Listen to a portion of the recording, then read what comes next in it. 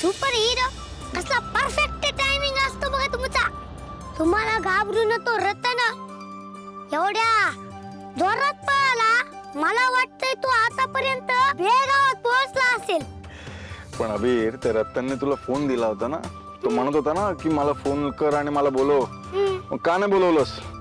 अहो super hero, तेव्हा ना मला खूप भीती वाटत होती बघा. कसली? त्यांच्याकडे कोयते लांब लांब बांबू असतात की हो. आणि जर मी तुम्हाला बोलवलं असतं तर तुम्ही एकटेच आला असतात. सुपर हिरो, आणि माझ्यामुळे तुम्हाला काही झालं असतं तर काय करायचं?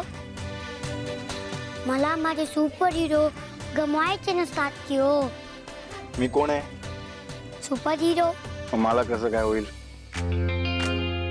पण ह्या सगळ्यात सिंहगड राहिला बघा. सुपर हिरो, तुम्ही मला केलेलं प्रॉमिस कधीही पूर्ण करू शकता. तो सिंहगड एका जागी थांबणार असतो. तो काय रतन सारखा पळत नाही सुटणार. पण ओवीला केलेलं प्रॉमिस त्याचं काय? ते फक्त तुम्ही आजच पूर्ण करू शकतात बघा. त्याचं काय? नको त्याचं टेन्शन घेऊ, पोचू आपण लगेच.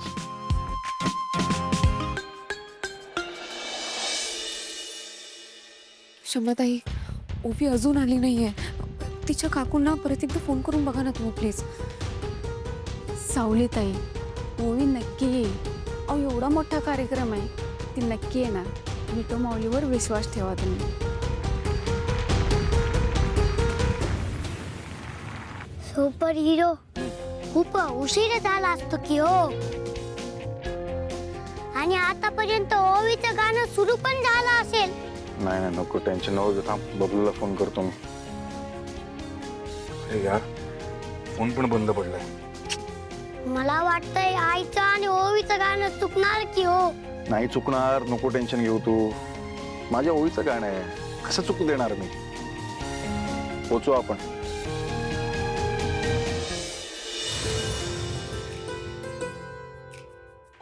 रसिको हो, आपल्या आजच्या या स्वर महोत्सवातील पहिलं सादरीकरण अप्रतिमरित्या सादर झालेलं आहे.